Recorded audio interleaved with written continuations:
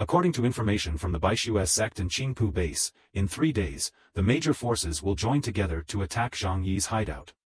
Officially, this battle is to avenge the deaths of members of the 2 major bases killed by Jang Yi.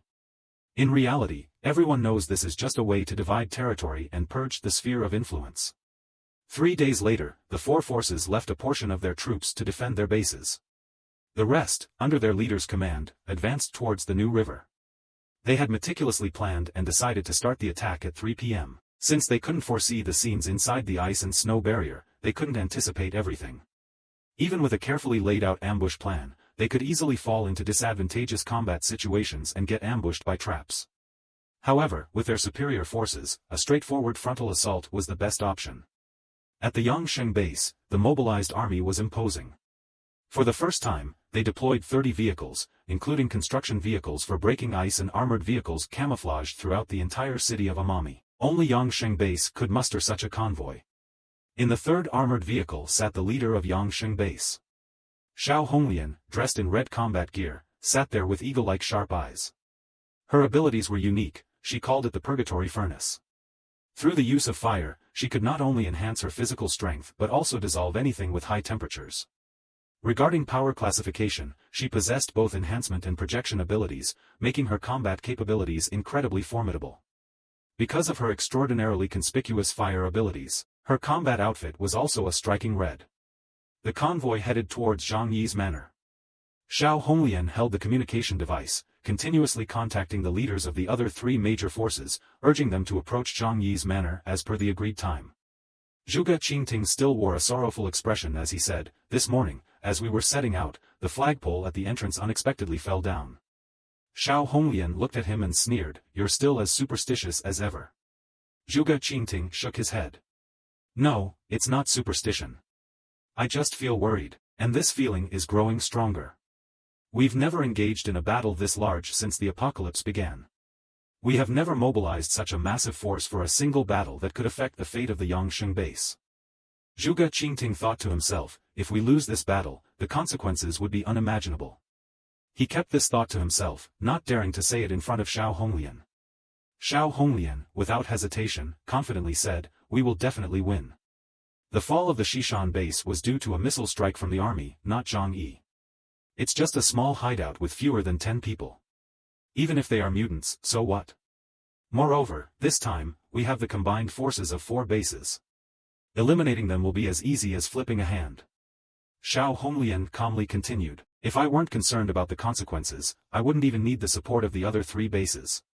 Rest assured, there won't be any surprises this time. In Amami City, no force can withstand the combined attack of our 4 bases." Xiao Honglian appeared meticulous and confident. Not being entirely clear about Jang Yi's true strength, she decided to forego a portion of the benefits to summon the support of the 4 major forces. After a moment of silence, Zhuge Qingting finally said, "I'm worried that the others are unreliable." Xiao Honglian unexpectedly burst into laughter. "Haha, of course, they're unreliable. They're all just bloodthirsty predators who will rush to join the fray at the scent of blood." She stopped laughing, her eyes sharp as knives. "That's precisely why they are reliable, at least in this battle. Because Jang Yi is like a juicy piece of meat, they'll be scrambling to get the biggest piece. We are all the same," she continued. "We love to overpower the weak, especially when the target is both plump and feeble.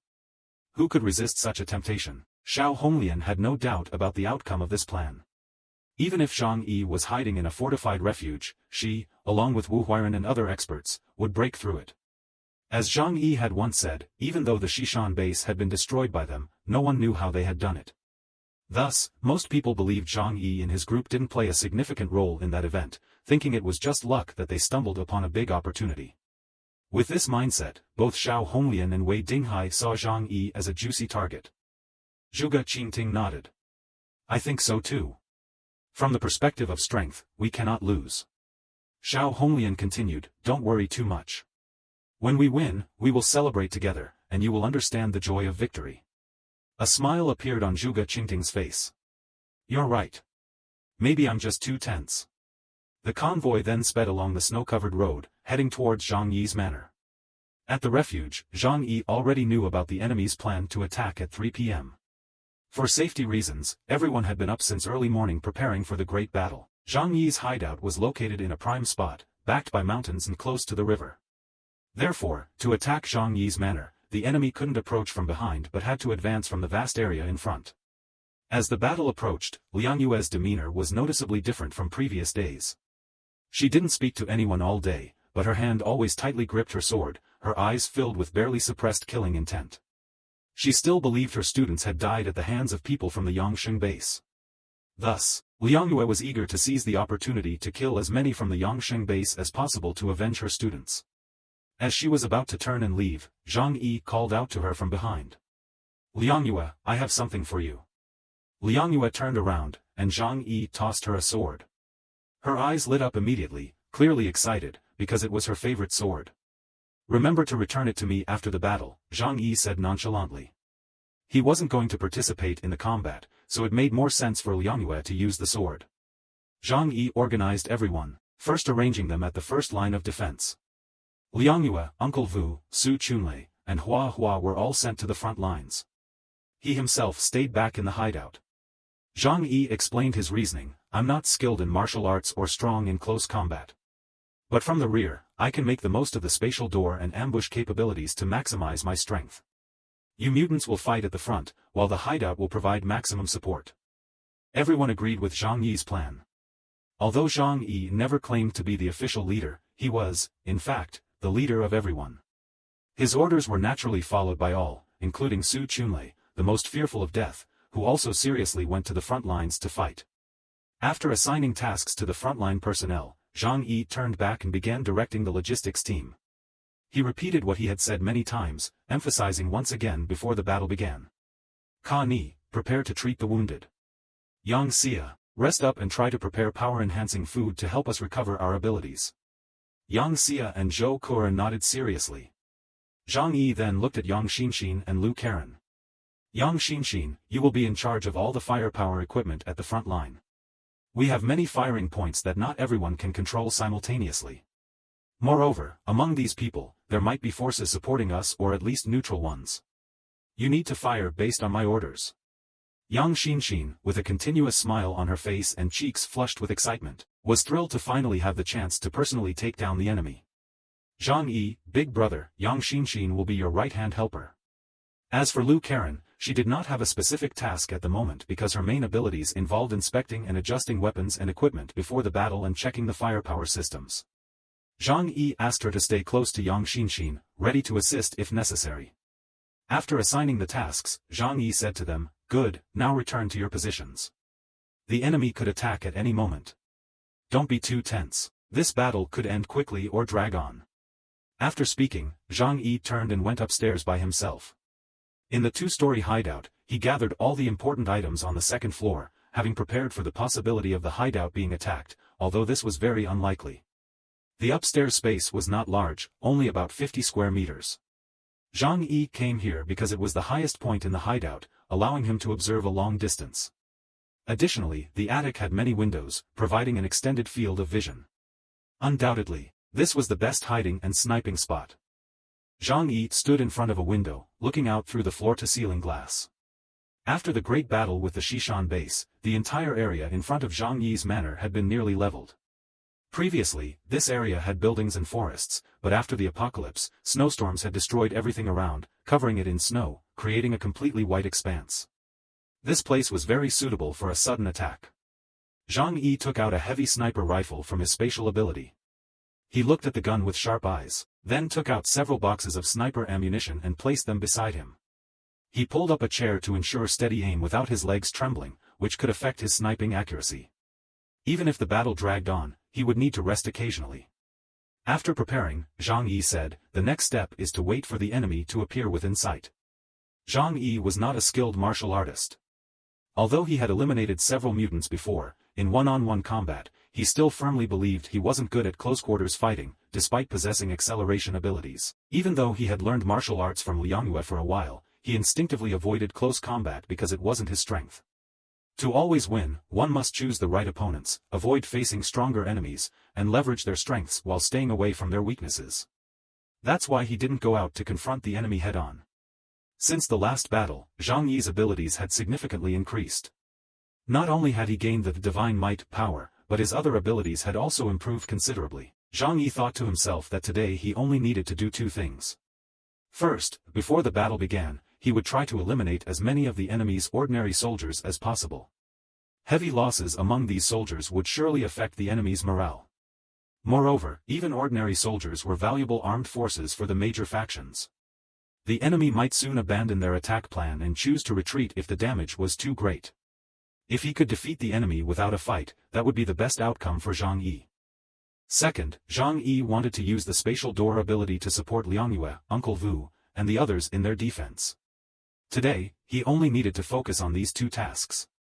After completing them, he would decide to withdraw from the first line of defense and bring everyone back to the hideout. After all, he didn't want to allow any enemies to approach his position at the hideout. Everyone had been waiting from morning until noon without letting their guard down.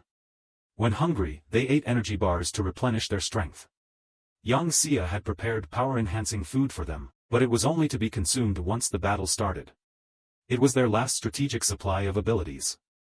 Around 1 p.m., Jang Yi noticed an unusual sign on the snowy field through his scope. "Everyone, pay attention. The enemy has appeared," Jang Yi announced through the communication device. Everyone's eyes became extremely alert, quickly preparing for battle. Especially Liangyue, whose fighting spirit seemed uncontrollable. However, Jang Yi's next words, that the distance was still 5 kilometers, left everyone surprised. Although the atmosphere was tense, no one dared to relax, only able to wait for the enemy's attack. The first group to arrive was from the Zhaoyu base, and compared to other factions, they were less intimidating. Regardless, the most valuable assets of the Zhaoyu base were its seaport and ships, which couldn't be utilized by non-professionals. Thus, they chose to arrive early to occupy the highest advantageous attacking position. Each base fought independently, and no one could give orders to others. However, both Wei Dinghai and Xiao Honglian were confident in their superior advantage, believing that relying on their strength alone, they could overpower Jang Yi. The convoy from the snow field slowly advanced, controlling a dozen or so disguised trucks, each filled with soldiers from the Zhaoyu base, fully armed. As they approached Jang Yi's hideout, they encountered a barrier made of snow walls, towering up to 20 meters high, which looked quite impressive. Wei Dinghai said, "The other groups don't seem to have arrived yet. Let's stop here. We'll take the strategically advantageous position, and then we can use our firepower to directly attack their hideout." Wei Dinghai's aide observed through binoculars and smirked mockingly. "They've built defensive structures using ice. Clever, but not enough to make a difference. Such structures won't withstand a direct barrage of artillery. Moreover, its existence actually becomes an advantage for us. They surely didn't expect this." However, Wei Dinghai didn't laugh. He spoke seriously. "The first thing to understand is that with such limited forces, they were still able to build such a magnificent defensive line. This shows that among them, there are definitely powerful mutants. This will be a conquest without obstacles, maybe not even a war. However, we are truly interested in those hiding inside. If they don't die, we can seriously consider having them work for us." Wei Dinghai's subordinates nodded. That would be the greatest honor for them. The convoy slowed down and didn't continue advancing forward but stopped several kilometers away. On the vehicles were mounted artillery, as they prepared to launch a long-range attack to destroy the thick and heavy snow wall barrier of the enemy. The convoy halted, and the soldiers aimed their artillery towards the defensive line. However, the windshield of the lead vehicle was shattered, and the driver's head was also crushed, not by a bullet but like a smashed watermelon. After a shocking explosion, the enemy attacked. A soldier sitting next to the steering wheel shouted and then informed everyone through the communication device, but after only a second a bullet went through the front of his car, creating a large hole in his chest.